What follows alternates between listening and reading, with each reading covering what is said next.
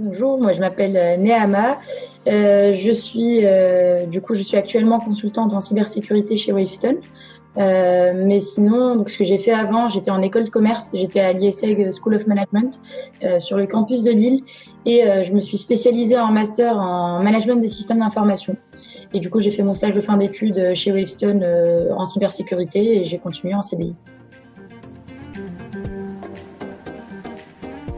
Du coup, par rapport à mon approche à l'emploi, moi, je me suis pas mal rapprochée de mon école parce que du coup, ils nous font pas mal d'événements pour rencontrer des entreprises, etc.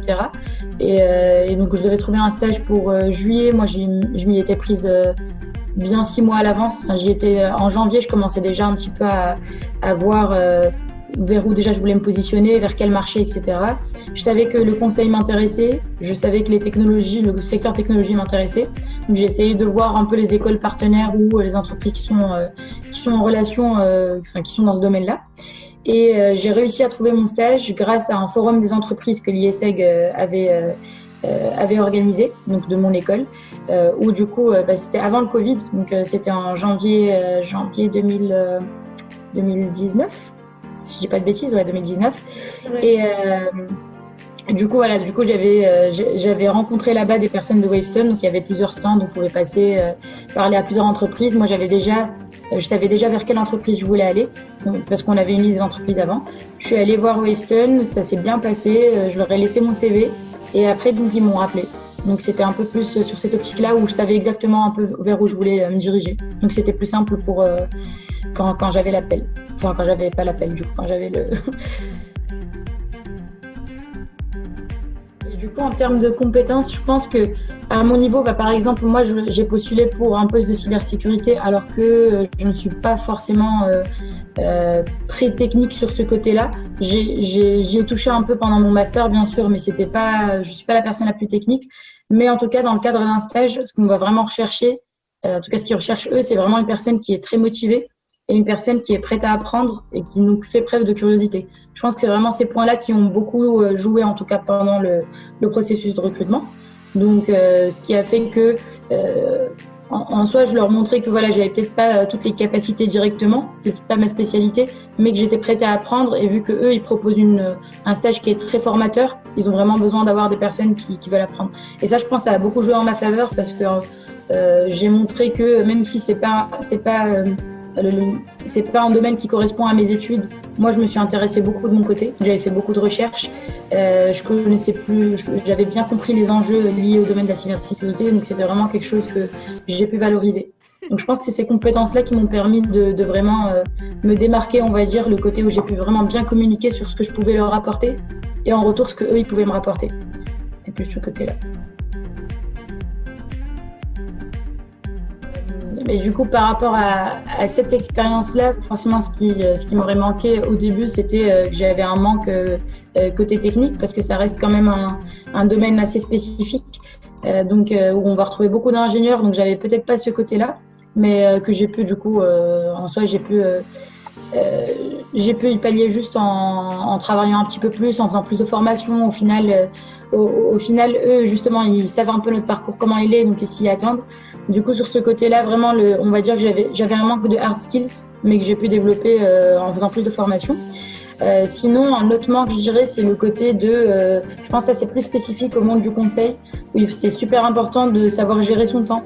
Alors, je me suis toujours considérée comme une personne organisée, donc je sais plus ou moins bien gérer mon temps. Mais quand on a plusieurs tâches avec des deadlines qui sont très courtes, je pense qu'on apprend différemment à gérer son temps. C'est plus fait de la même manière. Donc, je pense que c'est quelque chose qui m'a un petit peu manqué et qu'au contraire, au final, j'ai pu développer en tout cas pendant mon stage et puis jusqu'à aujourd'hui, c'est quelque chose qui se développe continuellement, je pense. Donc voilà, on n'apprend jamais à être parfait pour ça, pour sa gestion de temps, mais ça s'apprend. Oui, ce qui moi m'a été le plus utile, je dirais, c'est le fait que je communique assez aisément à l'oral et que du coup aussi mon bon sens du relationnel. Parce que du coup, l'aisance à l'oral, elle me permettait de m'approcher plus facilement de mes collègues pour leur demander de l'aide ou pour m'intéresser de plus en plus à plusieurs sujets. Et je pense que ça m'a beaucoup aidé aussi pendant mes entretiens.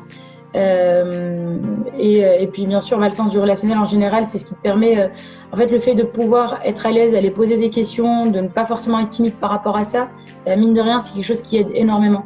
Parce que du coup, tu peux juste plus facilement avoir les bonnes informations et pas forcément avoir besoin de beaucoup te creuser la tête toi de ton côté avant d'avoir une réponse.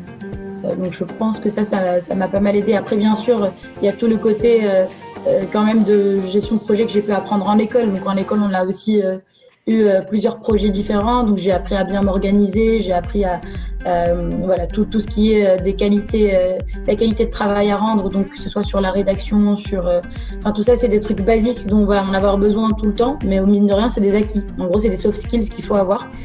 Donc tout ça, ça aide. Mais c'est sûr que ce qui aide le plus, c'est en tout cas moi, ce qui m'a aidé le plus, c'est le relationnel. Je pense qu'en école, on nous apprend pas mal de théorie, ce qui est une bonne chose aussi, parce que du coup, ça nous fait des acquis. Après, c'est sûr qu'il y a plein de choses, on les apprend que lorsqu'on est sur le terrain. Donc après, ça dépend, parce que moi, mon parcours, du coup, il était pas complètement lié à ce que j'ai fait au final, donc dans le sens où je suis allée en cybersécurité, c'était pas complètement lié à mon parcours, ça l'était un petit peu mais pas complètement. Donc sur le côté hard skills, j'y reviendrai pas parce que voilà, c'est normal, j'étais en école de commerce donc c'est complètement normal. Après sur le côté plus gestion de projet, etc., ça je trouve que l'école nous aide beaucoup. Elle nous aide beaucoup parce que moi en tout cas à l'ISEG, on avait énormément de projets de groupe à faire.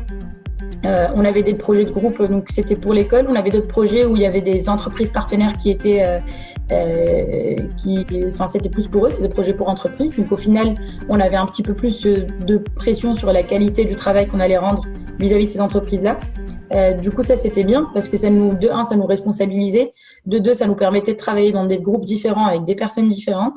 Et de trois, ça nous permettait aussi de gérer nos priorités. Donc en fonction de quel projet est aujourd'hui plus urgent et important qu'un autre. Enfin, voilà, ça nous permettait vraiment de mieux nous organiser. Donc je trouve que ça, côté école, ça nous a beaucoup aidé.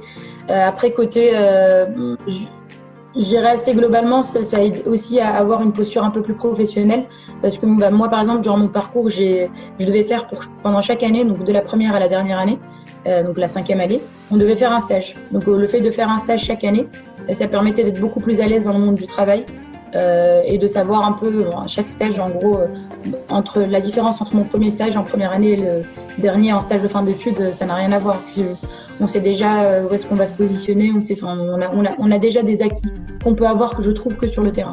Le seul truc que je peux ajouter, c'est le côté, bien sûr, on nous prépare quand même aux entretiens. Après, ça dépend des écoles, mais je sais que nous, on nous prépare énormément aux entretiens, à comment faire bien notre CV, à comment se vendre aussi pour une entreprise, parce qu'au final, quand on candidate, on se vend un petit peu.